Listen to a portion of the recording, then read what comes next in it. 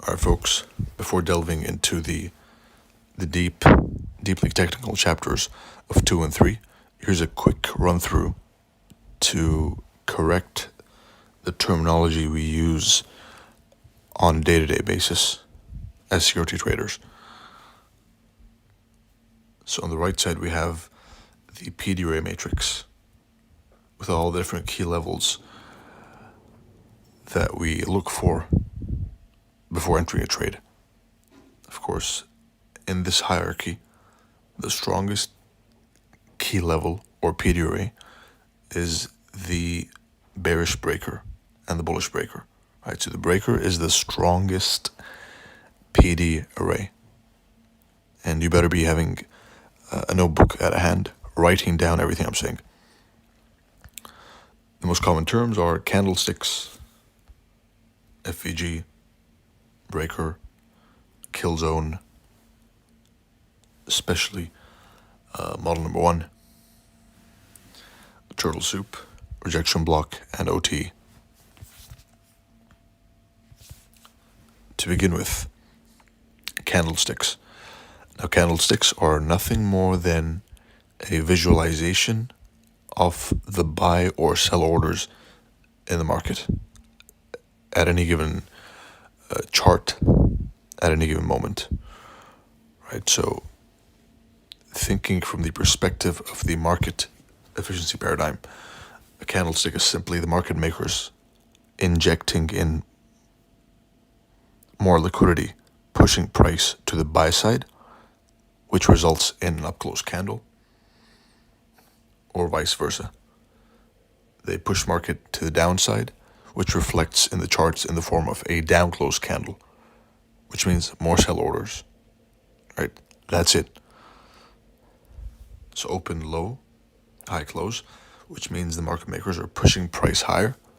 Open high, low close, which means they are pushing price and they intend to attack liquidity lower. And as you know, as I always preach, we're looking to trade below the opening price of potentially bullish candles and above the opening price of potentially bearish candles. Right? And note this down. Open, turtle soup into previous candle's low, CRT, and rally when bullish, and vice versa. Open, rally, turtle soup, and then dump. FVG. FVG is a 3-candle pattern which indicates one-sided heaviness in any given market, right? Which means the market makers are pushing price low so quick and they're in such a hurry to go down to attack a certain target that they're leaving these gaps in the market. And these gaps are rich and filled with leftover orders which need to be rebalanced. And that's the reason why FVGs are always sensitive price zones in the correct order flow. Right, so in a bullish candle, you'll see FVGs being wicked into. So a quick wick, FVG, wick, and rally, CRT low, and vice versa. FVG bearish, they'll go and if it's a valid FVG, then you'll see the reaction. You'll see it dump straight down without spending too much time in the FVG, right? Which is an important factor. The speed from the key level. Next up, we have the breaker block. Now we have the bullish breaker, and we have the bearish breaker. And the bullish breaker is the up-close candle that caused the bearish turtle soup. Right, so it's one specific candle. Again, remember the difference between what we do and what the other schools of analysis do. We're not here trading zones. We're not here guessing zones. We're not here like the supply and demand traders, like the market structure, ETFX, all those clowns. We're not like them. We trade specific candles, not zones. All right? So the breaker is this one specific up-close candle which caused the dump. As soon as you close above the candle, then the sensitive point in the breaker is going to be the closing price. It's always going to be that way. And this is one of the ways to achieve near to zero drawdown entries. Is the breaker's closing price. Right, and go back in the charts, verify yourself. What I'm saying is the closing price of the breaker, of the valid breaker, is one of the best ways to get a zero drawdown to the pip to the tick entry. As you can see in this picture here. And vice versa with the bearish breaker. It's the down close candle that caused the bearish turtle soup. This one specific candle, preferably a thick, clear, visible candle before the rally. Again, we take the whole candle, and the sensitive point is always going to be the closing price of the breaker. Right, so it's going to be down on the bearish breaker and up on the bullish breaker. Usually, more often than not, that is where they offer you a zero to the tick entry, zero drawdown entry, which will be spoken about later in the next chapters. Kill zones only applies for day traders. It also applies for the weekly candle trader when trying to catch the high or the low, because the high or the low of the week usually forms on a specific day at a specific time, usually, more often than not, during a kill zone. A kill zone basically is a high probability trading window. It's a window of time in which price moves faster. We have three main ones: the Asian session, usually which we leave and don't trade. We watch what the Asian does in order to anticipate London. So the Asian session is 8 p.m. to midnight New York time. Whenever we talk about the algorithm, we're talking about New York time. Right. So whenever I say time, whenever I'm trying to tell you something on the chart, then the time that unifies all of us is New York local time.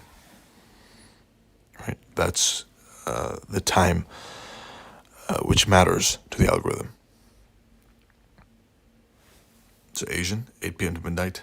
London, you have 1 a.m. to 5 a.m. New York, 8:15 to 2 o'clock. Now there are some adjustments which can be made to these times, but this is the rough estimate. And this was intended to be a quick, brief run-through. We'll go in deeper into exactly what time to enter later down the road. Right? But for now, these are the kill zones. High probability time windows in which price moves faster. And a phenomenon for your study is session liquidity, which is, what does New York do when a turtle soups London's liquidity? And vice versa. Right? So each session is taking the liquidity of the previous session and moving in a certain pattern. That's what we're trying to predict. right? So the market makers are using the sessions to generate liquidity, and they're using each session, to move the market in a certain way depending on which liquidity it took first. For example, if we had taken this high before this low, then more often than not, that would be a bearish sign, and vice versa. We took this low, they pushed price down below this low, they rejected, they closed above this candle, model number one, rally.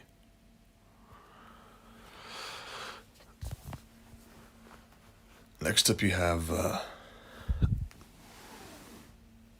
the famous model number one. Now model number one it simply refers to the up close candle that liquidated the high, or the down close candle that liquidated the low. This one specific candle, again, you'll notice this pattern in my speech, which is speaking about one specific candle in each trade. That's the precision we aim to have, which is way above anything else. We go and dissect specific candles and pinpoint specific candles, not zones, right? Which is what makes the system better than other systems, objectively better and objectively more accurate than other systems. So a bearish model number one is an up close candle that liquidated the high. You enter at the low, stop loss the high, and you let it dump. And vice versa. A bullish model number one is the thick down close candle that liquidated the low. You close above it, and then you use that single candle as a sensitive price point to enter.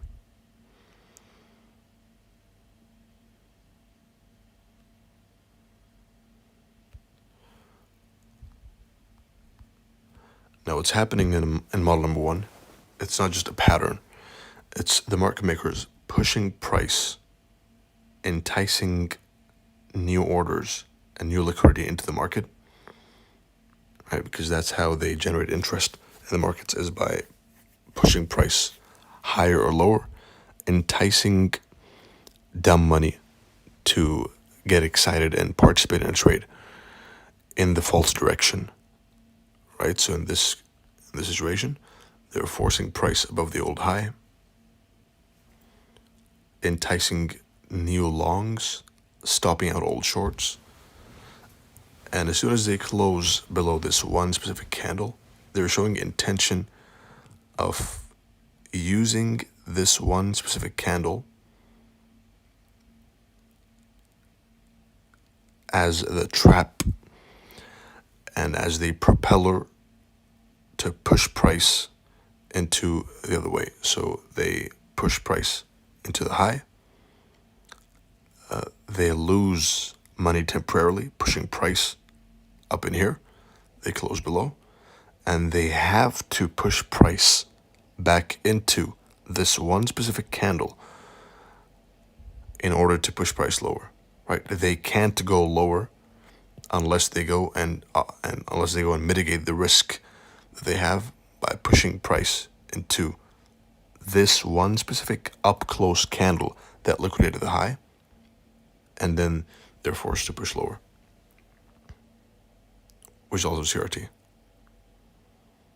Right, now that was a bit too, I went a bit deeper than I was intending to in the summary. But in plain English, bearish model number one, up close candle, liquidated the high. Bullish model number one, down close candle that liquidated the low. Next we have turtle soup. Pretty simple. So we have buy orders, sell orders, market makers pushing price above the old high, stabbing into the buy orders to entice new longs and to stop out old shorts. And once they have this move done, then they're going to offload the positions they gathered up here and dump them and distribute them to this old low, right? So market makers, they need old highs and lows. This is the advantage we have over them, is we'll know that they will always need our highs and lows in order to accumulate, manipulate, and distribute. You can't manipulate unless it's above an old high. There will always be old highs and lows, which they need and they engineer and they manipulate above and below in order to make money, right? So this is the advantage we have, which will never change unless the markets are taken away from us, unless we can't trade anymore. That's when it's gone, which is not going to happen anytime soon. All right, and vice versa. Bullish turtle soup, they engineer a low. So this low, price pushed away from this low, right? So they propelled price away, generating automatically. You can assume when you see price moving higher that there's sell stops below it, right? Below the old low. They push price down into the old low, stopping out everyone who was long, right? Adding new short positions in the market, and then using that fuel to push higher and make some money. They make some money out of the retail traders, right? So that's basically turtle soup. Rejecting an old high or rejecting an old low in plain dumbed down English. Rejection block. It's a nice one. It's the closing price of the candles, the closing price of the order blocks when they leave either a stubby or a long wick. Right. This will be discussed in detail in the lesson Price Action Details later.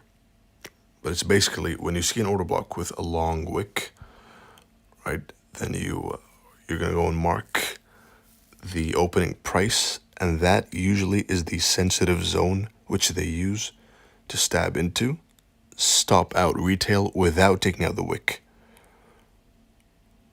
and then dump, or vice versa. So retail and dumb money turtle soup traders, they think, you know what, I'm going to wait for this low to get taken. But no, the body is enough. They take the body and they rally. OTE. OTE is basically a golden zone Fibonacci pull, which is terms which I don't expect any ICT trader to understand,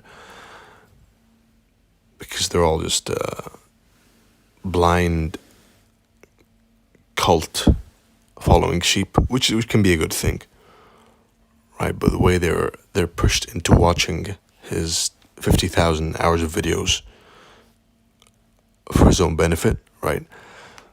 And I mean ICT. That's what I have an issue with. So, excuse me for the rant. The reason I'm bringing this up anyway is their lack of critical thinking skills. You can know what an OTE is by simply Googling Fibonacci golden zone, right? That was where the OTE was taken from and repackaged, basically. But the good thing is,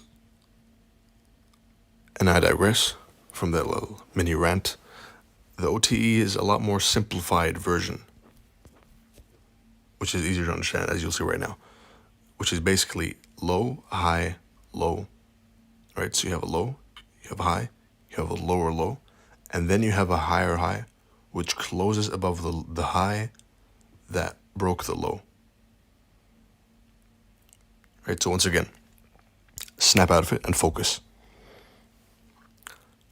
Low, high, lower low, caused by the high. And then the high that broke the low, you're going to close above it. Once you close above this high, close convincingly, then the games are on. The bullish games are on. You wait for a pullback, and this is the OTE. It's the pullback, right? So it's a deep retracement, which they use to scare away people after the market sentiment has shifted from bearish to bullish or vice versa. So as soon as this happens over here, we have switched now to bullish. And this is a mid-lecture reminder. If you're strayed away or you got distracted or you went to sleep, then wake up and focus.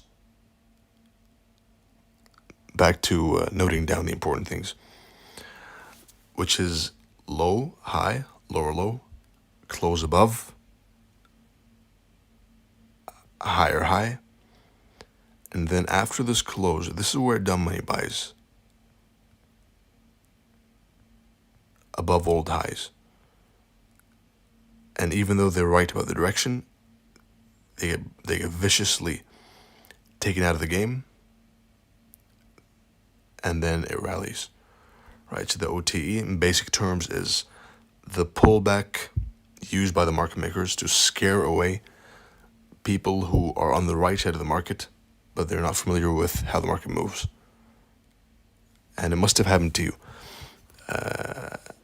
At least all of us have suffered and experienced this once. At least once is you were right that the market is going to go down, but you kept on waiting for it to go down from here, and you shorted down here, you sold down here, and then it went up. You then doubted your analysis, only to be proven right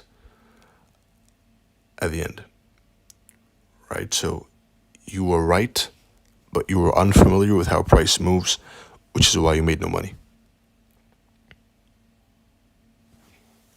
Right? So again, high, low, higher high, dump down viciously, OTE, which is a 50% to the 75% Fibonacci level.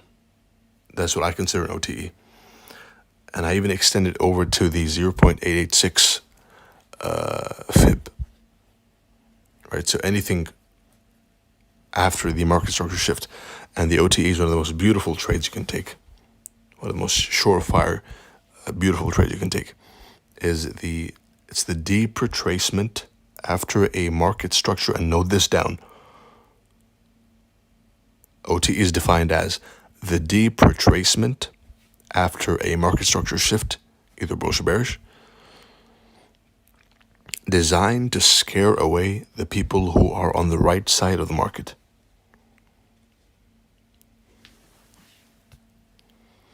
Usually lies from the 50% Fib all the way down to the 0.886 Fib of the price leg. Right, so leg 1, retracement, leg 2, OTE, vice versa. Leg 1, retracement, OTE, kickstarts leg 2. Right, so they distribute in 2 legs, 2 expansive price legs. Expansion leg 1, once you see this, then you're almost guaranteed, and there's no guarantees in the market, but there's a high chance that you see a leg 2 kickstarted by OTE. Right? There you have what's that? There we have a rejection block.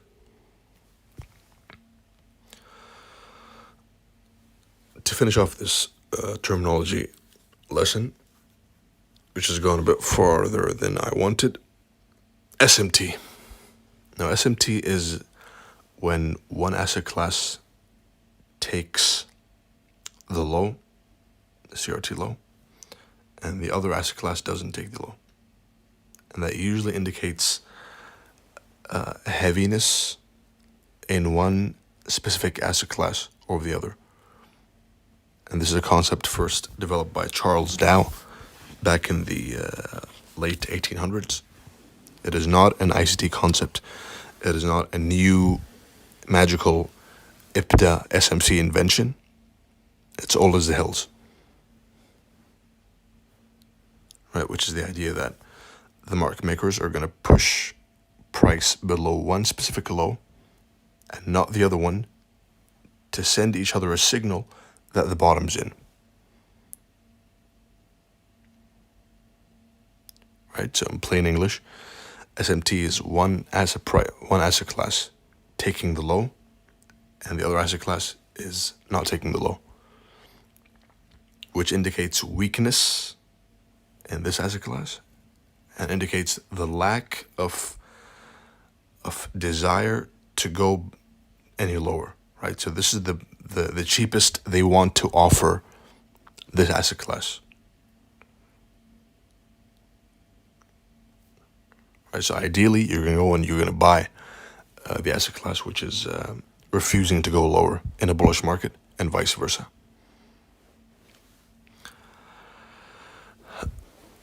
I hope you found that insightful. That marks the end of chapter terminology. Wish you good luck, good trading, and see you in chapter 2.